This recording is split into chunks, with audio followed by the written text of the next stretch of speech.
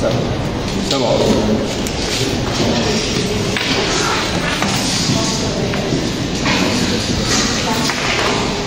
Bonsoir la presse locale et la presse nationale. C'est moi, Elhadji Saer Faye, le maire qui est en charge du personnel et de la planification de la commune de Ziguinchor. On a constitué ce point de presse. C'est juste pour parler, expliquer le problème qui s'est produit aujourd'hui à la mairie de Ziguinchor. À la mairie de Ziguinchor, un groupe de personnel s'est présenté pour faire le sitting avec un plan d'action où ils n'ont jamais introduit un préavis de grève ou bien un préavis de sitting. Ce qui nous pousse à parler et à expliquer à l'opinion nationale et internationale ce qui se passe à la mairie de Ziguinchor. Présentement, ce qui se passe à la mairie de Ziguinchor, quand le maire est venu, ça va bientôt faire 1 an. Il mise beaucoup sur l'acte de citoyenneté. Il mise beaucoup en considérant que tous les travailleurs sont des fils de Ziguinchor. Et il nous demande toujours de ne pas faire la politique au niveau de la mairie. Il n'y a pas de politique, il n'y a pas des partisans de UCS, ni de Benno Bokk Yakaar, ni de celui de PASTEF. Et à l'heure où je vous parle, il n'a pas encore recruté aucun militant de PASTEF parce qu'il considère l'Institut comme étant un bien public en disant qu'il ne veut pas amener de la politique. Et on s'est réveillé avec des systèmes de politique. Il y a des instigateurs, il y a des gens qui sont là pour faire de la politique. Or, on avait une confiance aveugle envers eux pour continuer et collaborer et discuter avec eux pour la bonne marche de cette institution. Parce que je dis, s'ils comptent déposer un préavis, il fallait le faire. Ils ne peuvent pas prendre un préavis de l'intersyndical au niveau national en disant que ce préavis-là est valide jusqu'au mois de juin, sans pour autant essayer de rencontrer les autorités de cette mairie. Et aussi, ils comptent faire un sitting, ils l'ont fait aujourd'hui, et aussi pour demain, ils comptaient faire un débrayage et après-demain. Mais Dieu merci, nous on avait pris toutes les précautions en maintenant tous les services sensibles pour faire face à cette pression qui n'est pas du tout responsable et qui est indigne des responsables, des délégués de la mairie. Et j'appelle, parce que le problème se pose, le président Macky Sall et le ministre, ils ont validé, ils ont accordé des augmentations de salaire. Et le maire, il a été syndicaliste, il est très radical et strict sur les augmentations de salaire et il est très sensible. Il valide les augmentations de salaire, mais à condition que l'État, qui avait accepté ça, puisse inscrire ça au niveau de la partie crédit de nos comptes pour que la mairie puisse générer et valider cette dépense. Parce que, après les simulations effectuées, il s'est trouvé que ces augmentations-là feront un montant de 18 millions le mois et un montant de 223 millions l'année, ce qui va nous faire une masse salariale annuelle de 800 millions. Vu les finances de la mairie qui sont très fragiles, la mairie ne peut pas supporter ça. À condition, si la mairie compte supporter ça, il y a 3 conditions. La première, le budget a été voté. Le budget a été approuvé et on a commencé à consommer les budgets. Comment on peut faire supporter cette augmentation ou bien cette majoration? Si les travailleurs veulent ou décident que l'on laisse tout ce qui a été prévu comme investissement, et dans le PAI de 2023, le maire a prévu plus de 10 projets. Construction de 2 marchés, construction des écoles, construction des hôpitaux et des centres de santé, construction des ICP et des sages-femmes. Qu'est-ce que les travailleurs veulent? Ils veulent que l'argent qui a été prévu pour construire les marchés, pour construire les sages-femmes, que tout l'argent sera considéré à leur augmentation.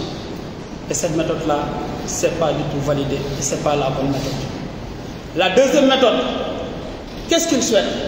Le maire a eu à rencontrer tous les artisans a eu à rencontrer les Jakartaman, a eu à rencontrer les tailleurs, les maçons, les mécaniciens, tout le monde, pour les convaincre, pour leur montrer l'acte de citoyenneté qu'ils militaient au sein de la mairie. Et la rencontre a été favorable envers la mairie. Et présentement, tout se passe très bien. Tous ces secteurs d'activité-là payent des impôts. Mais avec l'augmentation des travailleurs, ils souhaitent que ce que le Jakartaman paye comme 3 000, si on décide de les augmenter, le prix sera augmenté. Donc ils vont payer 9 000 ou 15 000. Ils souhaitent que ce que le maçon paye, ou bien ce que l'atelier, le menuisier paye, le mécanicien paye, le tailleur paye, qu'on les augmente. Cela veut dire tout ce qui est impôt local, les travailleurs souhaitent que la population les augmente. Et le maire n'avait pas défini ça au niveau de sa politique quand il demandait la mairie. Ça, c'est la deuxième méthode, ce n'est pas du tout bien. La troisième méthode, s'il demande une augmentation, il souhaite, nous présentement, que l'on fasse des politiques de licenciement, ce qui n'est pas du tout favorable. Cela veut dire diminuer le personnel. Et cette gap sera considérée et augmentée en leur faveur. Donc, vu les trois conditions qui ne sont pas du tout favorables à la mairie, avec les finances de la mairie qui sont très fragiles, on ne peut pas faire face à cette augmentation-là. Et ils devaient militer et miser sur les dialogues. Et ils ne l'ont pas du tout fait. Ils ont essayé de faire des menaces et des intimidations et des chantages envers les autorités municipales. Et cela, ça ne passera pas du tout. Moi qui gère le personnel, depuis 1 an, j'ai eu à discuter, j'ai eu à coopérer et je suis très réceptif et ouvert envers eux. Et le maire, il est aussi. Mais j'ai été très déçu pour ce comportement de ce jour. Aujourd'hui, je n'ai pas vu les agents municipaux, mais ce que j'ai vu, c'est des gens qui appartiennent à des partis politiques et qui veulent faire de la politique au sein de la mairie. Et sur ça, je dénonce lourdement ces actions-là. Parce que nous tous, ce qui nous intéresse, le maire accompagné de l'équipe municipale, accompagné de tout le monde, c'est la réussite et le développement de cette région de Kompo-Voni. C'est pour cela qu'il a eu à faire augmenter le budget allant de 2 milliards jusqu'à 5 milliards. Et on a eu pas mal de projets à réaliser. Mais on ne peut pas réaliser ces projets avec des menaces. On ne peut pas réaliser ces projets avec des gens qui appartiennent à des positions politiques. Ils n'arrivent pas à digérer que jusqu'à présent, c'est le président Ousmane Sonko qui est le maire, à qui la population de Ziguinchor a confié cette belle ville. Et il a d'énormes projets à exposer. Sur ça, je vous remercie. Et je cède la parole à la fin.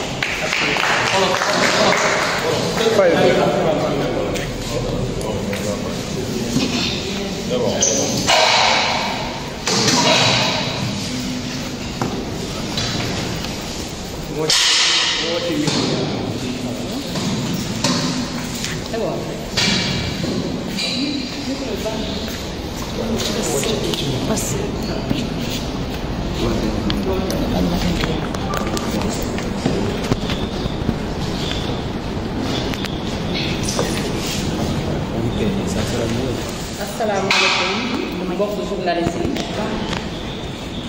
maa ngi leen di nuyu di leen sant di leen gërëm ci seen teewaay man maa ngi tudd Aïda Bodian madame Sané lu ñu dajale tey fii mooy situation bu déplorable lañu ko gisee suba ci mairie Ziguinchor. Situation bi mooy agent yi ñoo génn nee na dañuy grève parce que il faut que ñu signer leen papier buy wane ni ki dañ leen war a yokkal seen salaire. may fàttali ñëpp ni augmentation salaire yooyu monsieur le président de la république moo leen ko dig ne daf leen di yokkal seen salaire. ñi doon grève nag ba au dernier moment au mois de mars bi la bind circulaire boo xamante ne day obligé peut-être collectivité locale yi ñu yokkal agent yi seen salaire. ñëpp xam nañu ni ki dafa ñëw fekk déjà mairie bu Ziguinchor bi déjà mu voté budget bi ba pare.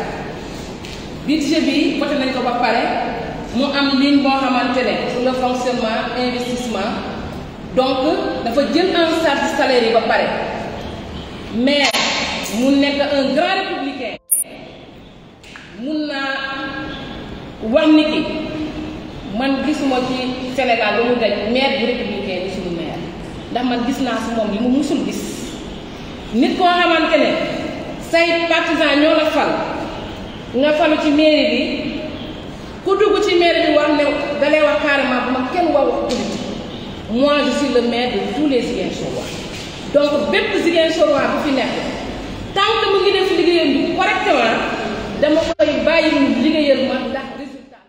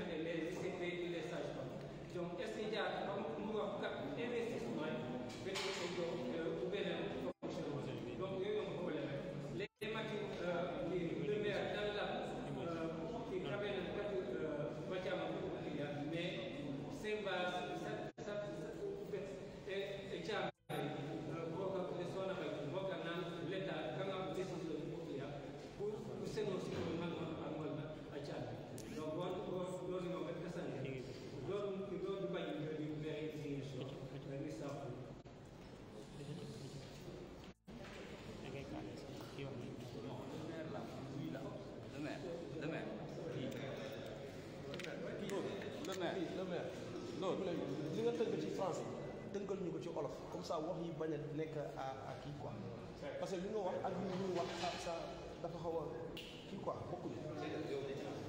kay kii Seydou.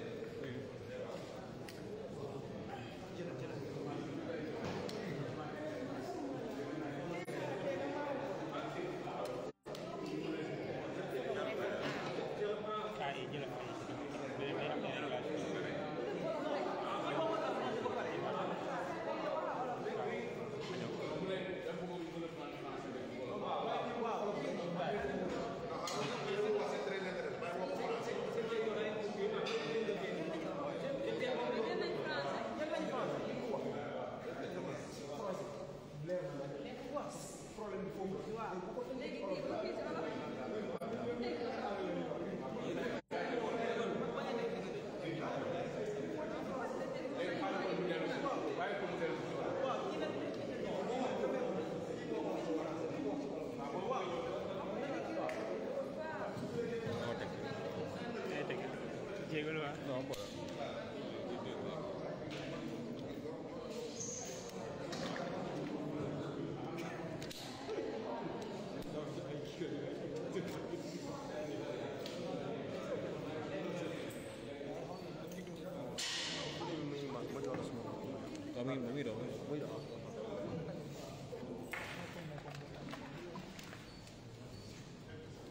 asalaamaaleykum suñu mbokku journaliste yi. présenté wu. maa ngi tudd El Hadji Sène Faye. Je suis adjoint au maire en charge des ressources humaines de la planification de la commune de Ziguinchor. tey ñoo leen ko war bu waxtaan ak yéen expliquer leen benn phénomène bi am tey si suba parce que dañu am mbégte lool dafa am lu ñu bett ñu nag suñu liggéeykat yi fi nekkal bu nekk agent municipaux yi am benn groupe boo xamante ne yeewu ñoom benn sitting ak benn plan d'action boo xamante ne dañ koy def en faveur de la mairie te mairie bi yëgul tinul ma yaakaar ne bu ñu décidé woon ne dañuy def grève war nañ mën a am préavis bu décidé woon ne dañuy def sitting war nañ mën a am préavis waaye rencontré wuñu benn adjoint au maire rencontré wuñu benn responsable au niveau des élus loolu nag ma koy déplorer may wane ne buñ xëyee war a liggéey buñ xëyee war a toog seen bureau buñ xëyee war a nekk au service de la mairie nekkuñu ko ñëw toog fi di siffler di xas di saaga di wéy ñun loolu dañuy bett te lu ñuy xas li ñuy wéy li ñuy saaga monsieur le maire yëgul tinul ñun ñu fi bàyyi yëguñu tinul parce que yëgaluñu waaye loolu lu ko waral Macky Sall ak gouvernement da leen diggoon ay augmentation de salaire waaye augmentation de salaire yooyu mu dig leen c'est le droit ñun ànd nañ si monsieur le maire ànd na si waaye Macky Sall bu ko dig ak gouvernement yi dañuy jox xaalis bu leen koy fayee ñun suñuy xaalis suñuy finance suñu budget suñu xaalis mairie mënuñ faire supporter à cela te loolu waxtaanee wuñ ko ak ñoom ñëwuñ laaj ñoom ñëwuñ waxtaan ak ñun dañ ne comme que Macky Sall digoon na leen te augmentation yi dugg léegi dañuy paralyser le système de la mairie dañuy casse grève te grève bi yàgg na def nañ ko plus de 6 mois au niveau national toutes les mairies plus de 550 mairies yëpp étaient en grève waaye du ma si jaar amul benn mairie bu jóg au niveau national fii rek a jóg Ziguinchor lan moo tax Ziguinchor ñu jóg lan moo tax avant ñuy jóg ñëw waxtaan ak élus yi lan moo tax avant ñuy jóg ñëw laaj ñu trouver solution comme yeneen problème yëpp yu ñu def di waxtaan mais bii dañoo jël seen yoonu bopp parce que ngir lan y a des intérêts crypto-personnels et ils pensent que pour faire de la politique au niveau de la mairie parce que c'est une mairie dirigée par Ousmane Sonko qui est un phénomène national et international moom phénomène bu nekk national et international lépp loo xamante ne laal na mairie rek dafay am fu muy jëm dafay jéggi frontière loolu lañ ci doon jéem a santage waaye nag santage bu dem parce que ñun tooñuñu te yëguñu te tinuñu te diggee